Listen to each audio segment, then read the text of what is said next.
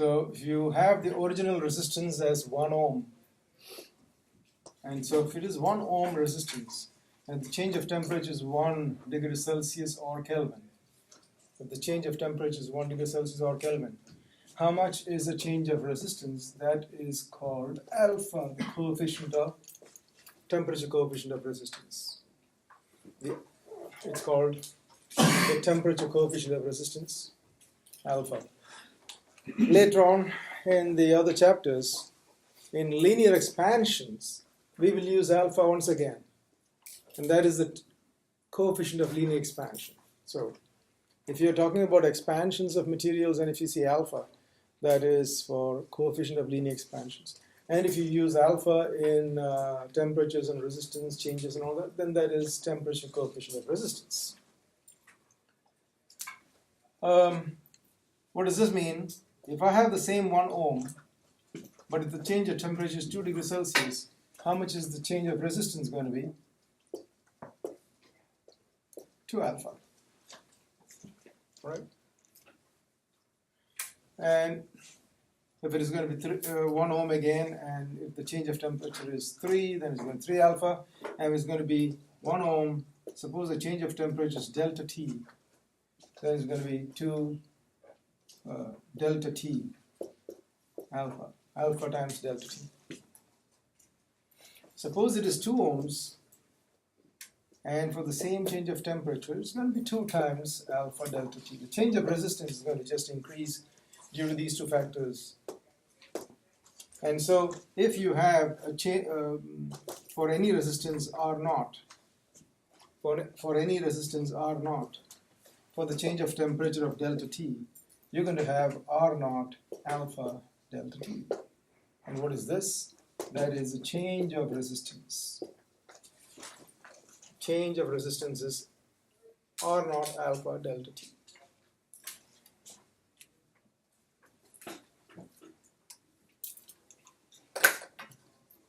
That is a change of resistance. And so, what is change of resistance? Initial resistance is R naught, and then it changes to R. So initial resistance of R naught changes to something R.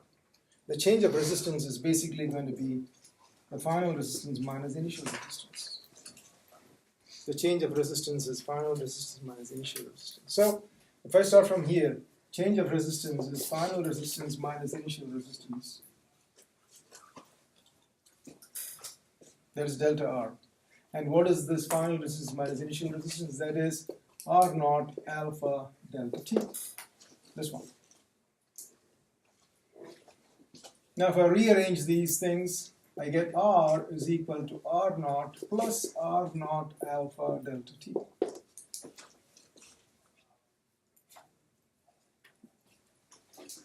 Therefore R is equal to, if I take R naught common, 1 plus alpha delta T. So the final resistance is going to be the initial resistance times 1 plus alpha delta T. Delta T is a change of resistance, a change of temperature in Kelvin or Celsius. Alpha is that constant thing for a particular material. Copper has one value, aluminum has another value. It changes. There is a table that indicates how much changes take place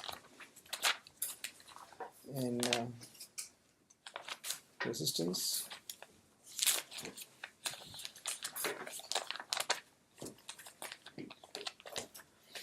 Yeah, silver is 0.0061 per degree Celsius, alpha. Copper, common material, is 0.0068. Gold is 0.0034. So most of them are in that same range. You can see mercury is 0.0009. It's pretty small. That means the resistance of mercury doesn't change as much. Nichrome is 0.0004. Nichrome wire is used in, it's a resistance wire, which is used as a heating filament and all that. If you have seen heating filaments, you know, like your toasters and stuff like that, so the filament is nichrome. And its resistance doesn't change much, even if it is heated, right? That's why we choose that. We don't want the resistance to change very strongly. So resistance is changing for all these metals. For what about those non-metals? Carbon or graphite, it's negative 0.0005. Germanium is negative 0.05. Silicon is negative 0.07. Why? Because the resistance drops. When the change of temperature takes place for silicon, alpha is a negative value. So final resistance is going to be smaller than the initial resistance. That's why I told you, in metals, as you increase the temperature, the resistance goes up. In semiconductors, as the temperature increases, the resistance goes down. So because the resistance goes down in semiconductors, the alpha will be given to you as negative. All right, got it? So metals, it's positive, and the other one is negative.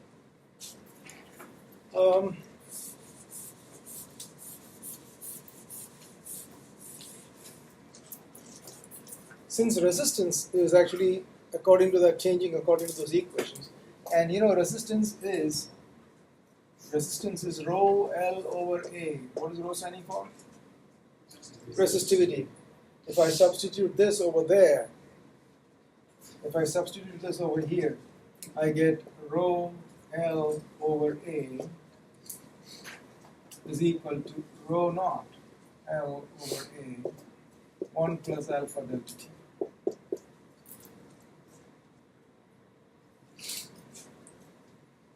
So with the change of temperature, the area is not significantly going to change. So you can say area is not changing much. Length will change, but the change is very little. Whereas the resistivity is the one which actually changes with temperature, just like resistance. So rho is equal to rho naught 1 plus alpha delta T. Resistivity also is going by the same equation.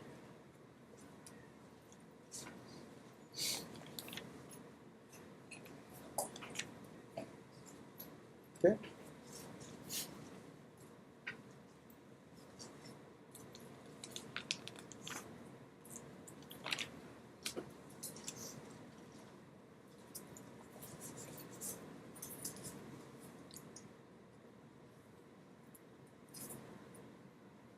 So if you have questions related to temperature change and resistance changes and resistivity changes, that's where you start out.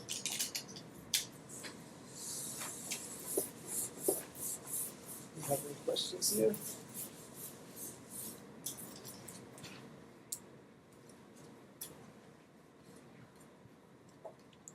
Let's say we have, suppose I take two wires, there's a battery kept here.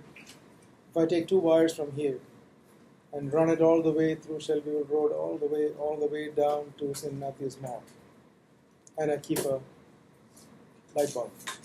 I keep a light bulb over there. And when I turn this on, how long will it take for that light bulb to come on? Huh? Instantaneously. Instantaneously. How fast are the electrons moving? Speed of light? Well, to tell you the fact, the electrons move pretty slowly. Very slowly. For a current of around close to amperes, the electrons are going to go that much per second. Okay? So let's say a centimeter. Centimeter is too much. If I take a centimeter per second, it will take 1 minute to go up to here. So consider how much distance is there and then decide how long it will take to reach over there. 1 minute to go up to here. In fact, it depends on the current. If the current is strong enough, then only it is this fast. But if the current is in milliamperes, it's going to be pretty small, very small. It is probably going to move from here to here in a minute. So electrons are not getting a straight path, you know that. The electrons have to bump and change directions, keep bumping all the time. So that is why we say, well, that's called the drift current. Electrons are ultimately reaching there. Electrons are ultimately reaching there, but they don't go in a straight line. They just bump into each other. Imagine there's a big crowd outside here. There's a big crowd outside here. It's all jam-packed. And then someone is at the Shelbyville Road, and then he wants to give you a pickup. And so he's saying, I'm waiting there. Come on, come on. Come as soon as possible. And you're just going from here. Can you just run straight to that person? No. You will attempt to run. But the moment you attempt to run, there's a big guy there. Bump into him and have to go here and there. And if someone from above will track you, you'll be moving like this. So in this material, electrons are going to move. Electrons are going to move like zigzag, and sometimes bouncing back and forth. So electrons are going to do that. It's not going to be a straight line. Electrons are not going to be in a straight line. They just collide. But ultimate goal is to come here because you're applying a potential difference. You're applying a potential difference to create a current. You're creating a current. So you're putting a potential difference applied and you create a current. And these electrons are drifting and coming here. So ultimate goal is to come along here. And so how fast are these electrons moving? We call it drift speed. Some books use it as VD, or you can just leave it as V. It's up to you. Drift speed. So what is this? It is a drift speed or velocity. Why we use the term speed is because it's not going to go in a straight line, it's kind of bumping. But then why can we use velocity? Because the wire is kind of straight, so the electrons ultimately are going to go in this direction. So you can also consider that to be drift velocity. So you'll see drift velocity, drift speed kind of used here and there. Doesn't matter. That is called the drift speed. It's pretty slow. So if the electrons are so slow, how is it possible that the light bulb comes on instantaneously? Yes, it is instantaneous. Yeah. Potential difference across the two. Potential difference is there. When the switch is turned on, the potential difference is created. That is true. But then why it should come on immediately? Yes. There's already electrons in all. There is already electrons. I think we discussed that last year too. There is already a bank of electrons in the wire. Electrons, free electrons are already there. All you did by applying a potential difference is creating the right word. All you did by applying potential difference is to create the last chapters, 16th chapter. All you did by applying voltage is created a electric field. You're creating electric field. So all the electrons are now subjected to the same electric field. So they all start getting the influence of that. So it's not that the first electron starts moving. The last electron also starts moving instantly. Even the electron inside the bulb starts moving instantly. Now how fast electric fields or magnetic fields are established is at the speed of light. Okay? Instantaneous. So at the speed of light. And that is why it finally goes there. So let's do some work on it. Suppose the area of cross section is A and the length of this conductor is L. Length of the conductor is L.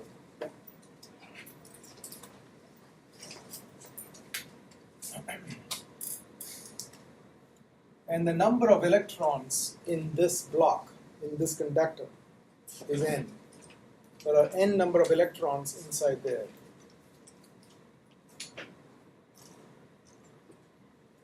There are N number of electrons inside there.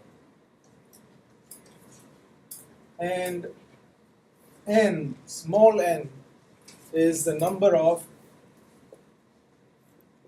free electrons per unit volume. It's almost like calling out as electron density.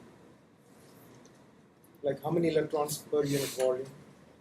The number of electrons per meter cube, sort of thing. It's the number of free electrons per unit volume. That is N. But what is this? This is the total number of electrons everywhere. Here.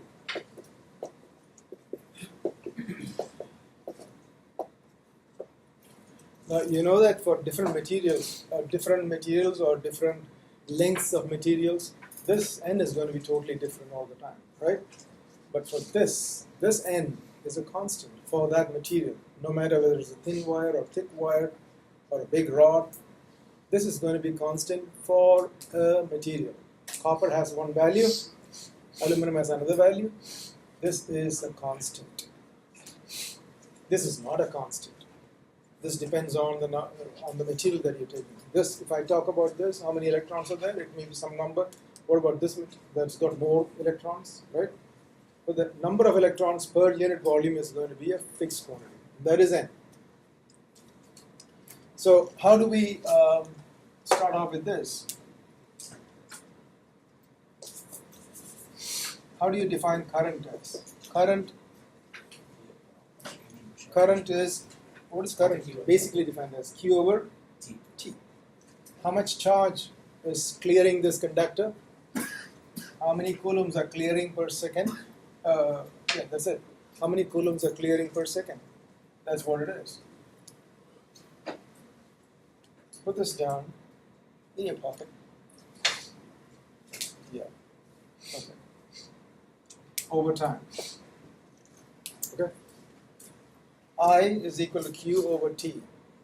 Q is the charge that is moving per second. The charge that is the number of coulombs that are clearing this line per second. That's what it means. Now, Q. How many coulombs are in this entire container? Not container, sorry. I'm just using the word container because the wire contains electrons, right? So this whole wire has how many electrons? N electrons. And each of charge? Each of charge? E. So what is the total charge? Ne. Now let's talk about the time. How long did it take for all these electrons to clear this conductor? How long did it take for all the electrons to clear the conductor? Huh? L divided by V. That is correct. What's the total length? Okay, so if you're actually letting all these electrons come, this electron will take no time to come out, right? But we want to find out how much time it takes for all this to be replaced by new ones. Which means I'm looking at the last electron. How long will it take for that to come and clear this distance with that speed? So it is L over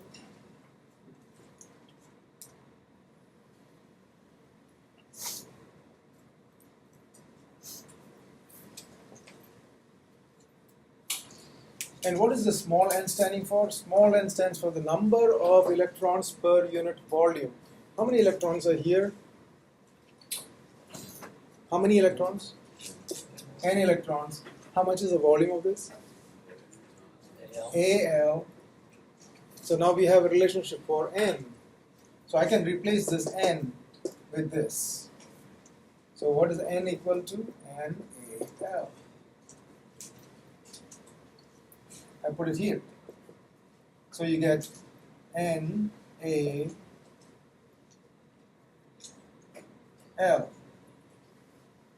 E over L over dt. And so this equation becomes I is equal to N A L E B D over L. And the L's cancel off. And that gives us the final equation for the drift current. This is called the drift current. This is called the drift current. So I is equal to N A E B D.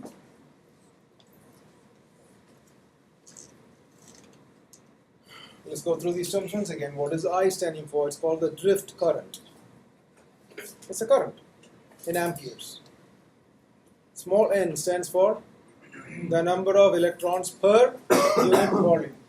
A stands for the area of cross section. A stands for the area of cross section. If it's a circular cross section, it's pi r square or pi d square over 4. If it is something like this, then the cross section is a rectangle. Right? E is a charge of 1 electron, 1.6 × 10 to minus 19, and Vd is the drift speed. Okay, Vd is the drift speed in meters per second. And there are a couple of questions based on this that you will have to answer. So let's go through that.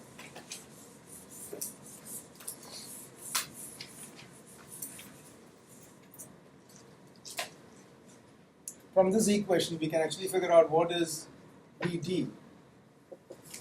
What is Vd? Vd is I over NAE. You can also get any other variables to be pulled out. Okay, but NI equal NAEV is basically the equation that will help you. Now let me ask you some questions here, and then we'll see how you fare on that. Suppose I have a wire, copper wire, connected to another wire.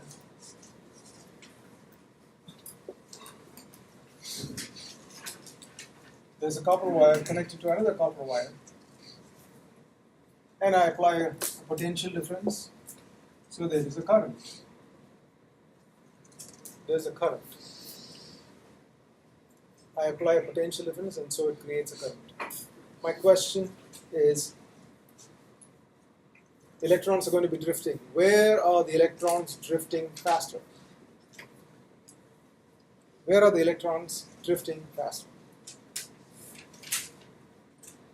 On that one? Now, logically we can think, no, there's only two answers. One is here, one is there. Okay, two answers. So if you are not raising your hands for this or that, then you are just going to be getting 50% chance of correctness. Yes, yes, Tom. The left. This one here, any reason? Because if you isolate the equation for BD, then you see it's over So, A. all right, Vd is equal to I over NAE. Now, how you answer this question is, since the question was, what is the drift speed? Which one has got more drift speed? Let's look at this for each section. What do you know about the current in each section? Is it the same current or different current? Why same? That is true, but what is the, why do you say that the current here and the current here are the same? Any special reason? Well, if it is a different material then. Currents here and the current here and here are the same. My question is like, tell me a proper reason for why. Yes? For reasons there's no resistance to change the current. Oh, in fact, the wire itself has resistances. The resistance of the material is not going to change the current. Current is something that's already established because you applied potential difference. Yes, Dominic? Doesn't the current stay the same in a circuit? Or it stays the same? Resistance doesn't change current? Let's see. The voltage and the resistance are both the same. The voltage and the Resistance are both the same. you cannot be saying that. He's close, but I just want the main catchy word. Yes? Because they're in series. Because they are in series. Simple as. You know, last year you have done this. In series, the current is the same. Current is rate of flow of charge. If it is flowing at a certain rate here, you cannot have a different rate here because then there will be accumulation of charge somewhere, which is not going to happen. Okay?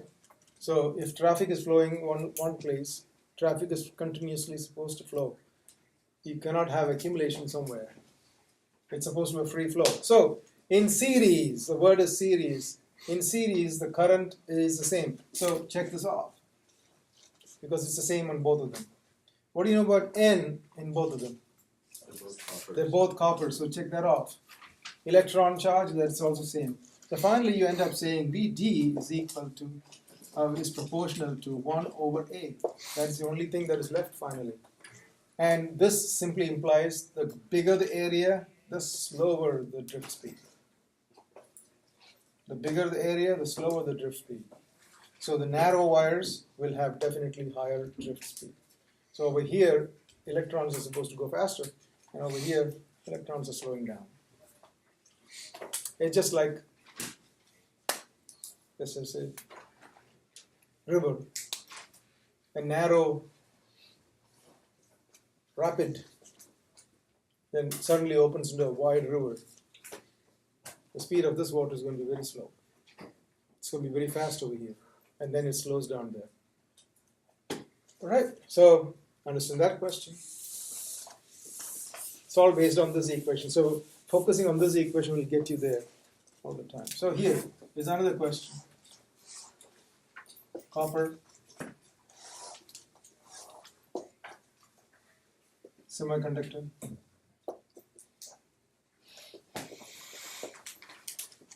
You apply a potential difference.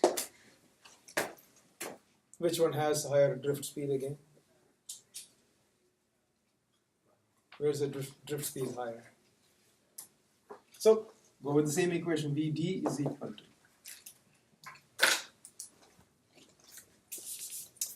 So Vd is equal to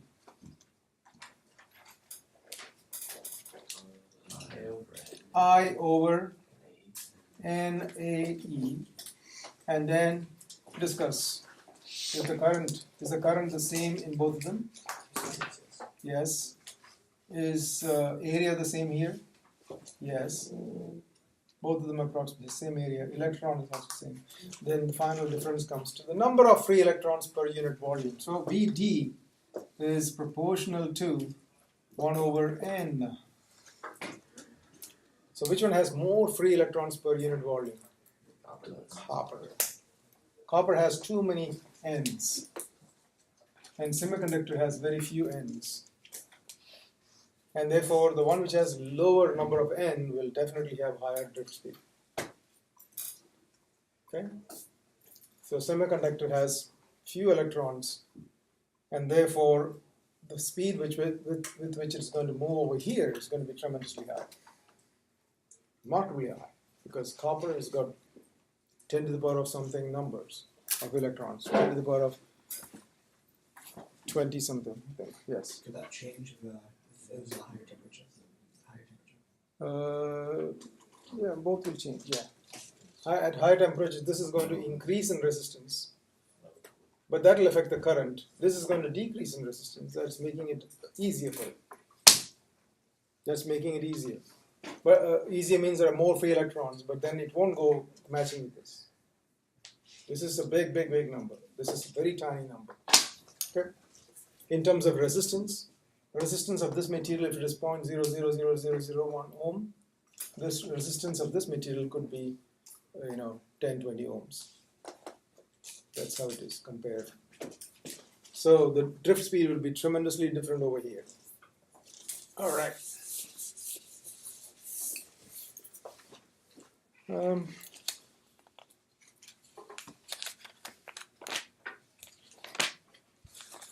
So we have conductors, insulators, semiconductors. Conductors are supposed to be having too many free electrons per unit volume. Insulators are supposed to have negligible number of free electrons per unit volume, and semiconductors will have some free electrons per unit volume. Okay. We went through also the power equations, right? Power is equal to IV, power is equal to I square R, and power is equal to V square over R. Now these can be connected into problems like, if you know the current and if you want to know the resistance and know the power, then you can figure that out. So why we're talking about this right now is when you have a wire carrying current. So when you have a wire carrying current, this wire is absolutely not a superconductor. It is got some resistance. And so when a current passes through it, it may warm up. It may warm up, it depends on the current. Depends on the current. Let's say, for example, this one, the power, the wattage of this soldering rod is 30 watts. 30 watt soldering rod operating at 120 volts. So 30 watts is the power operating at 120 volts. What current is expected to flow through this wire? What's the current? What equation are you going to use for that? Yeah. So I is power over voltage. So power is 30, voltage is 120. So you're going to expect 0.25 amperes to flow through it. That is if it is working fine. If it's working fine, that's what is expected. Okay? Now, this also will help you to find out what resistance it is got. What is the resistance of that? You can use any of these equations to find the resistance, or since you already found the current, you can actually find the resistance by using the power. Or V equal to IR, V equal to IR. So R is equal to V over I. You don't have to use these straight away. If you have the current, then you can do anything you want. So 120 volts over 0.25 amperes is how many ohms? 480 ohms. That is the nichrome wire that is sitting inside there, and its resistance is around that when it is operating. Okay? Not when it is cold. When it is operating, its resistance must be around there. Now,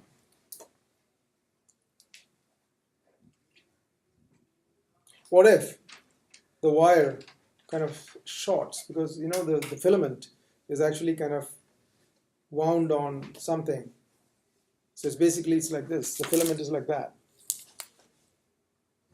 What happens is, this wire kind of twists back and forth. That's why most of the soldering rods get spoiled. Because when you're soldering, you're doing this, and then you're keeping it again, and then picking it again, and slowly the wire gets twisted. This wire gets twisted like that. And then the more and more the twists takes place here, the heating element is also going to be affected by it. What I normally do when I buy a soldering rod is I just fold it like that, put a tape over here, and fold it again, put another tape over there. Boom. I don't want to rotate there. I stop it from rotating at this point. So I just bend it like this, and then bend it once again. I put a tape, and then bend it once again. Put another tape, so it'll be like this. So there's no chance of it spinning from inside, so the soldering rod lasts longer. Otherwise, this thing here like this is going to make it bad. Yeah. So what happens if the element inside, the heating element inside, is supposed to go like this? Because of the twisting, it kind of twisted like that. So now what's happening is the current is going from here, it goes here and turns around and comes back. This part is not being used at all. So what do you think is going to be the resistance of this thing? Earlier it was 480 when it was used. Now what do you think is the resistance going to be, Frederick? It's going to be bigger, smaller, what? This is the original. And of course this is smaller. Now the current is taking a shortcut. It is not a short circuit yet, but it is a shortcut. And when it takes a shortcut, the resistance is not going to be that much. Its resistance is going to be lower. If the resistance becomes lower, what happens to the current? If the resistance gets lower, what will happen to the current for the same voltage applied? Higher. When the current becomes higher, current is higher and current is getting squared. You can see all those things. Or you can actually look into this. If the resistance gets lowered for the same voltage, you can see the power goes up. So instead of heating up at 30 watts, it will kind of go higher. But that is not going to be good for the filament that's used and for the wires. Because the current that this is supposed to tolerate is 0.25 amperes. But when there is a mistake there inside, it draws more current, and it can also change the power and all those things. I don't know if you've tried this. You know the incandescent light bulb? Do you know incandescent light bulb? So the incandescent light bulb, if you look at the inside, it's got some, the filament, the filament goes like this. It's a coil. It goes like this, hooked up like this, and hooked up. So it's like that. So sometimes what happens is it breaks off, say here. So the bulb is gone, fused. So what I do is sometimes I just play around with that bulb. I take it out, and now I can see the filament going up to here. Then what I do is I kind of keep moving it, keep shaking it so that it comes off from this hook. Right? And then after that, now it's longer. It's long enough to go and touch this one. So I just, since it's longer now, I can just turn it, and get it touched on the other terminal. And once I keep it like that, I turn it on, and the bulb comes on. But the bulb is not using that much of the filament. The bulb comes on brighter than before. You know why it's bright, right? The bulb comes on brighter than before. Actually, it appears to be very efficient. It's only a short-term thing. You know, sometimes it stays there for a long time. I mean, if I've not cut short too much, it works. And it, you know, because the temperature is like 2000 Kelvin right there, where it is getting, it just almost welds over there. So the moment I keep it like that and turn it on, instantly it is welded there. And after that, it doesn't pop out. It stays. So you can even repair a light bulb that's actually dead. If you look at the filament and you know, like, okay, if I can reach there somehow, it's all your maneuvers. Normally I do it connected to the wires, so actually I can see which way it's going. And then as soon as it touches, it lights on, and then it doesn't leave it. It holds on. And sometimes you may be able to kind of hook it up to some kind of an extension, so it'll like dangle on it. And since it's a coiled wire, the dangling will be more like a catch. It stays there. All right, those are all little trade secrets. But yeah, so what happens when I short it like that? The current goes up, everything goes up. You're expecting more power from it. The wires will have to take the toll. The wires will have to draw a lot of electricity. Get it? Now, if that sort of thing happens, what will be the consequence if the wire is now drawing half an ampere than before, which is 0.25 amperes? This wire will start heating up. Because this wire is not designed more than 0.25. Like each wire is designed for a certain amount of current. Like your chargers are not designed to take high current. It's only small current. Your headphone wires are supposed to take only a small current. And that's why it's so thin. They don't want to use these wires for headphones for that purpose. What's wrong by using this? Nothing is wrong. It will be the most efficient headphones. You can't pull it, it will not snap that easily. But the other one can snap easily. But even then I see students playing with it carelessly like that. I get so irritated when I see this. You know, they're spinning the earphones, headphones, or whatever, like this. What is going to happen is, like, I'm thinking of the inside. The wire is so fine inside. It's only a tiny one. A little bit of twist is enough to snap it. And then you say, oh, my left side is not working. Right side works too. Gone. Throw it away. And buy a new one. So all this is kind of, headphones, yeah, you've got to take care of. And even if it gets tangled, sometimes, you know, some of you are very impatient. It's not coming up. Pull it. This is getting snapped, definitely. Those wires are, if I show you the wires are so thin. I'll probably still have it somewhere. All right, so what is done to avoid short circuits and all those things? Because that short circuit thing is going to mess up the wires. There are different ways of protecting it. Wow. Why did I turn it on? I turned it on for some reason. Okay. I turned it on. I don't know. So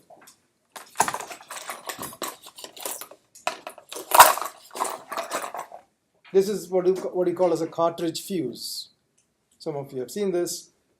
The cartridge fuse it's a wire connecting from here to here, and that is a fuse wire normally made up of lead and tin, Pb and Sn. Okay, some percentage, like 60-40, something like that. So this is made of lead and tin, and what is its purpose? Purpose is it will be able to make the current pass through, but once you cross the limits, then it will start heating up and then melting. So this is a cartridge fuse. It's supposed to fuse off when unwanted currents pass through. You get it? So when this gets spoiled, we can't do anything with it. You just have to take it out and put a new one in place. Now it will say how many amperes it is. Is it 0.2 amperes, 0.5 amperes, or 1 ampere, or 5 amperes? You must have seen the other kind of fuses in your car.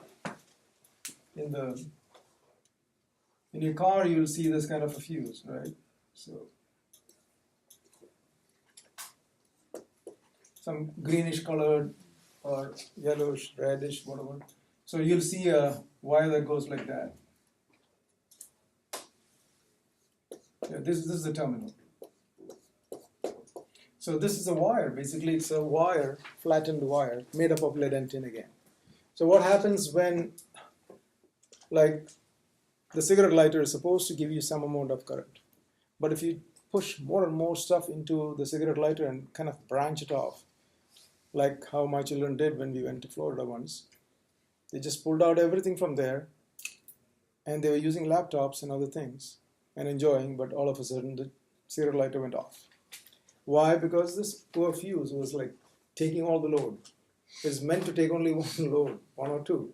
But then you put so many things in it, that thing is going to be affected. So this blew up. And when that blew up, then they tried the other one. And the other one also blew up. So now what happened was I was out without GPS, I was without anything, no, you can't charge the phone, and it was a mess. And it was in the night, I wanted to get it replaced, and finally I had to explore where the fuse things are kept and all those things. It was a brand new car also so at that time. So I had to find out where the fuse was. I couldn't find a place where I could get this done, so I had to personally do it myself. And I got one fuse, which was a 20 ampere fuse instead of 15. I put that one, and then charged the basic stuff, and I said no more watching anything else. Everything went off. So yeah, this was actually broken like that. Why did it break? Because the current was too high. The I square R heating effect in this place was higher than expected, so it melts that material. Okay, so if you're looking at a 2 ampere fuse, 2 ampere fuse will be thinner, and a 30 ampere fuse will be like thicker. So it's all the thickness that matters there, the diameter.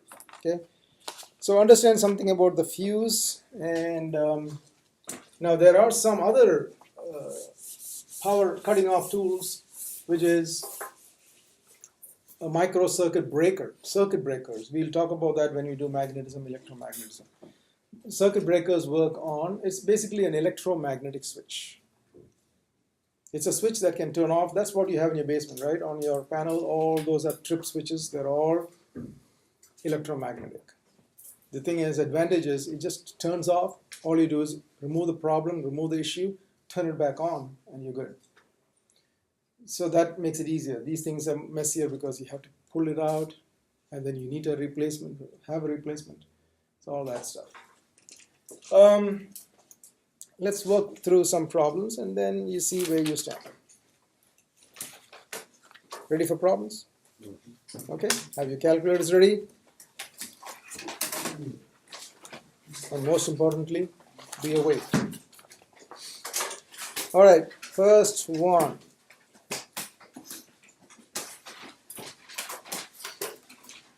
A 9-volt battery is connected to a bulb whose resistance is 1.6 ohms.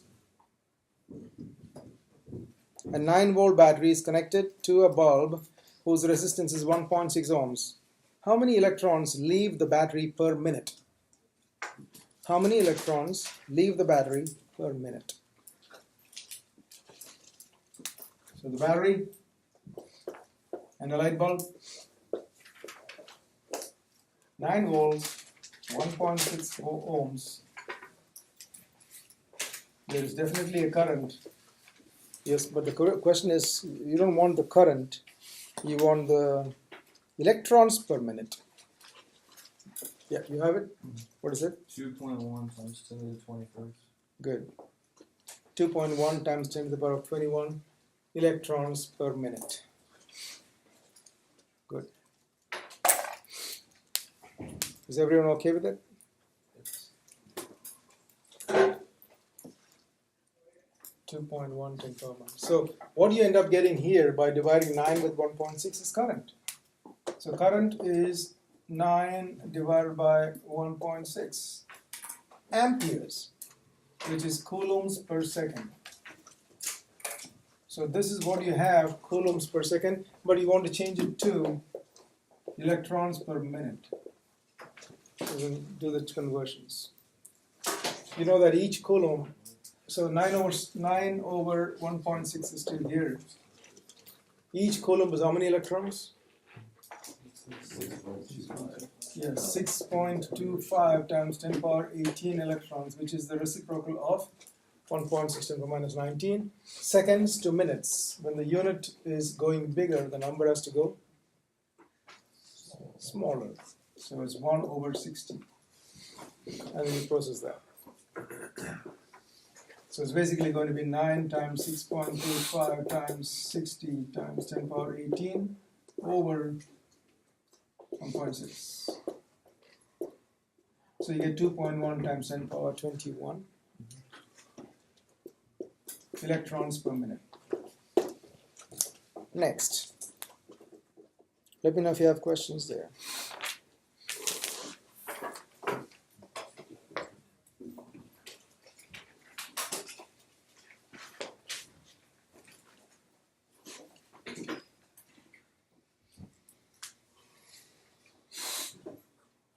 How is it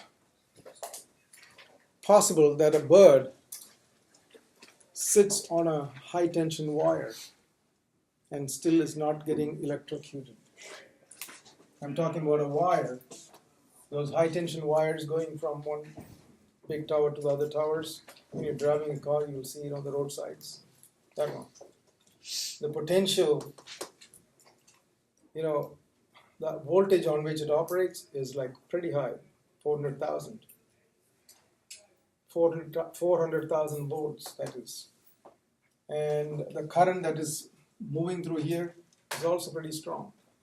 The current is also very strong because the whole town is connected to it. But it is 400,000 volts, therefore the current will be like proportionally down. Again, we'll see this in the chapters to come. But if the current is like pretty high, even 1,000 ampere, even if it's 1,000 amperes going through the wire, and you see a bird going straight there and sitting on it, absolutely no issues. Why? There's no problem. So here's a bird that sits there. All right, so the bird is sitting there. Now, why the bird is not having any effect? Yes? Potential difference between birds is not that high. Why do you say so? Because there's not that many coulombs per second going. Oh, there's plenty of coulombs per second. 1,000. 1,000 coulombs per second passing through. Take it down. Yeah. The bird's feet have high resistance than the wire, so like the electrons want to flow like with the wire, not just. But yes, we do have 10 million ohm resistance between these two hands. We do have, but don't you get a shock? You touch 110, you're done. So birds' feet, no, they can also get electrocuted. They can also get electrocuted. Resistance of the bird's feet, it should be in fact smaller than us. Could be smaller even. Yeah, what else? How can you answer this? Yes? A bird's feet might not cut open the wire, thus making it part of the circuit. No, it is a bare wire. Yeah, those wires are bare. No plastic, no insulations and all that. It's just bare wires. It's open.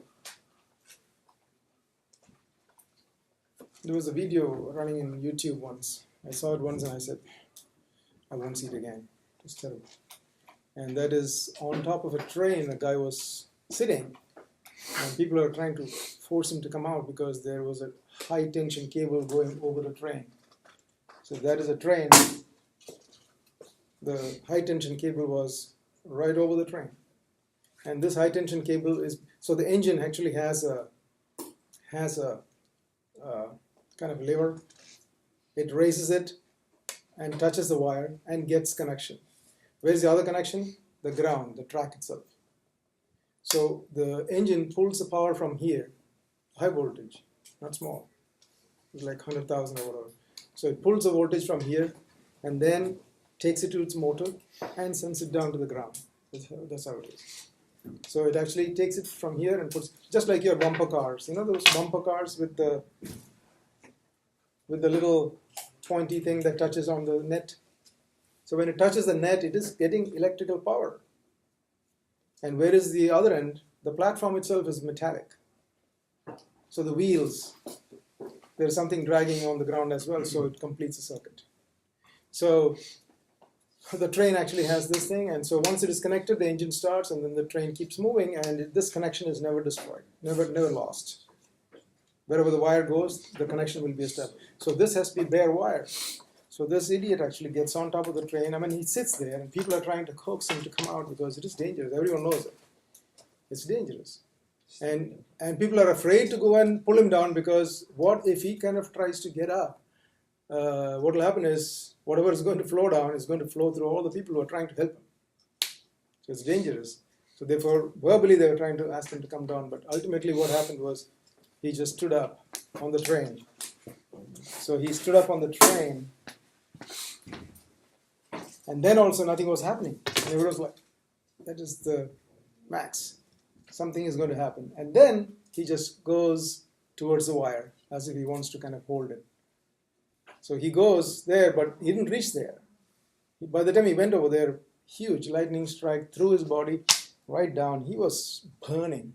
He fell, and he was like burning, fuming. It's like a burnt barbecue thing. So it was like he was like there on the top, and he was like burning. It's all charred, black. It is a terrible sight. And in flames too. He was on the top and he was on flames. So it was a terrible thing. And once I saw that, yeah, so we are still waiting for this answer. Yes? So because the potential difference between the bird's feet is relatively low and the current going through the bird's body looks to be low? Kind of, right? Yeah. Yeah. Mm-hmm. Is it because it's not a complete circuit? It is a circuit. It's a circuit that's completed. So so what happens is the bird's feet is touching here and here. Remember, this is a very good conductor. It's a very good conductor. So what's going to be the resistance from here to here? Perfectly very good conductor. It's going to be very, very small. Very small. Let's say, I'm just giving a number. Like between the 2 points, it won't be 1 milliohm, but it will be still smaller. I'm just taking 1 milliohm. Suppose it is 1 milliohm, which is 0.001 ohm. 1000 amperes passing through 0.001 ohm gives you how many volts? 1 volt. So it's going to be 1 volt from here to here. And what is 1 volt going to do to the bird's feet? Nothing. 1 volt is not going to give you a shock. 12 volt is not going to give you a shock. Only when our bodies are subjected to something like 40, 50 volts, only then something starts flowing. Otherwise, nothing at all. Story is going totally different. If you touch that wire, so even you can actually like hang on to the wire, making sure that you're not touching anywhere else. You can hang on to the wire mid-air. Suppose you came on a parachute and then you just had to hang on to the wire, you're fine. Between if the distance is Doesn't matter. Even if this distance, you're not going to be affected by it. This distance is not going to make any difference. Even if it is like if you're stretching out your arm so that 100 feet distance is covered up, but nothing. That's not going to make a big difference. What is going to be the difference is if you're touching anything else, then that can be bad. But otherwise, nothing should be up. And now, if you want to come down, nobody should be. You can just jump off. That's the safest thing to do. You can jump off. That's why when you're driving a car, and suppose an electrical wire falls over your car, and you know that there is a possibility that your car is live. There's a possibility that your car is live because you can see the wire right on it. And possibly the electrical, the trip switches did not go off yet. So it's live. And how do you get out from your car? You just don't, come out. And don't expect others to come and help you because nobody should come near the car. You have to make sure that this come off. So one way of doing it is to open the door and stand on the car Don't touch your ground. Open the door wide, and after that jump. Take a mighty jump outside. Higher jump. So that's your car, and make a big jump. Come down. You'll be fine. Wait, did you say like climb on the hood of the car? No. From your doorstep. From the doorstep. You open the door. Stand immediately after the seat. There is a step. Stand on it. Or just put your feet on it and give a nice projectile motion. Right. Mr. Steve, you seen the video? There was a bunch of people like standing on like plastic stools, and they were all like holding hands, and the last person was holding an electric fence, and then like there's one guy standing on the ground, and the moment he goes in and reaches for I've not seen it, but okay, yeah.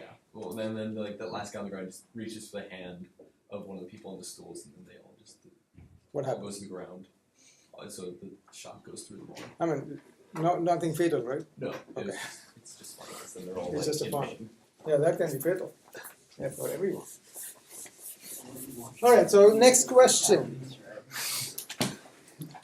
Next question here.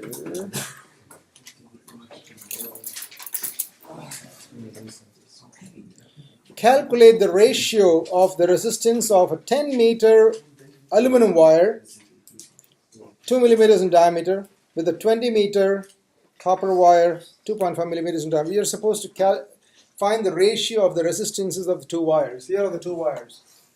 This is a 10-meter long wire, and the diameter is 2 millimeters, and this is aluminum. You're supposed to compare its resistance with the resistance of copper wire, 20 meters long, 2.5 millimeters in diameter. So basically you want to find out what is RA over RL, RC. Any problem, if you start drawing it, you get an idea what to do. So there are two wires, they're comparing the resistance of the aluminum wire with the copper wire. So what you do in this case is write down the equation that connects the length and all those things. So RA, resistance is equal to rho L over A, correct? So it's going to be a rho of aluminum, L of aluminum over A of aluminum, divided by this, which is going to be multiplied by A of copper, rho of copper, L of copper. And then start looking further into it. Area, how is it related to diameter?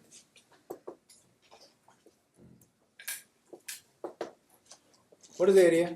Pi r square, but this is diameter. So what's the other formula? Pi d square over 4. So I'm going to remove this area and put pi dA square over 4. And I'm going to remove this area and put pi dC square over 4.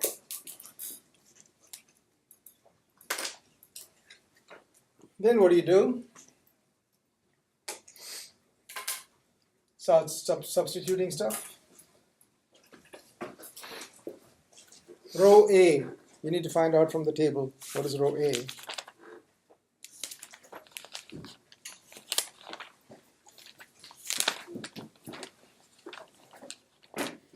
Aluminum has 2.65 10 power minus 8 and copper 1.68. 2.65 10 power minus 8. So rho A is 2.65 10 power minus 8. Length of aluminum is 10 meters over pi diameter of aluminum square. Now I'm going to leave it in millimeters. You know what? Because if I leave this in millimeters, I'm going to leave this one also in millimeters. So it makes no difference to the ratio, right? So if I make this into meters, and if I have to make this into meters too, it doesn't make any difference. So pi times 2 square over 4 times pi times 2.5 squared over 4 over 1.68 10 power minus 8, that's given, times 20 meters. Now from here you can see 10 power minus 8, 10 power minus 8 is cancelling off.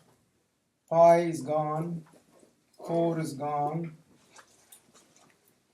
and then we have 10 going 2 times here.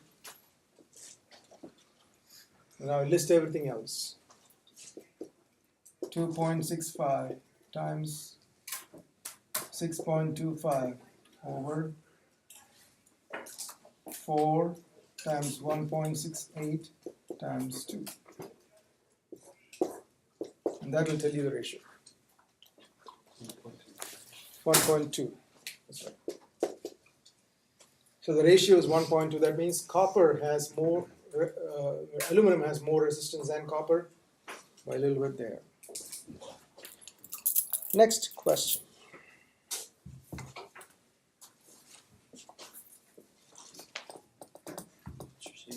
Can we do a temperature question? Yeah, that's what I'm doing right now. Yep. You read my mind. Yes. Now, temperature question. How much would you have to raise the temperature of a copper wire originally at 20 degrees Celsius to increase the resistance by 15%? So you want to increase the resistance by 15%. How much temperature change should you apply? And for that you need the resistance equation R equal to R naught 1 plus alpha delta T. The question is asking for delta T. You need the alpha of copper wire. Alpha of copper wire is on the table there, 0.0068. So now what you do is take R naught as 1. If this R naught is 1, what is supposed to be this? It's 15% more, 1.15. Do you get this? Or take this as 100, then you'll be 115. Because you know this is 15% more, you can put anything you want. And then 1 plus 0.0068 times delta T and solve for delta T. Let's solve for delta T.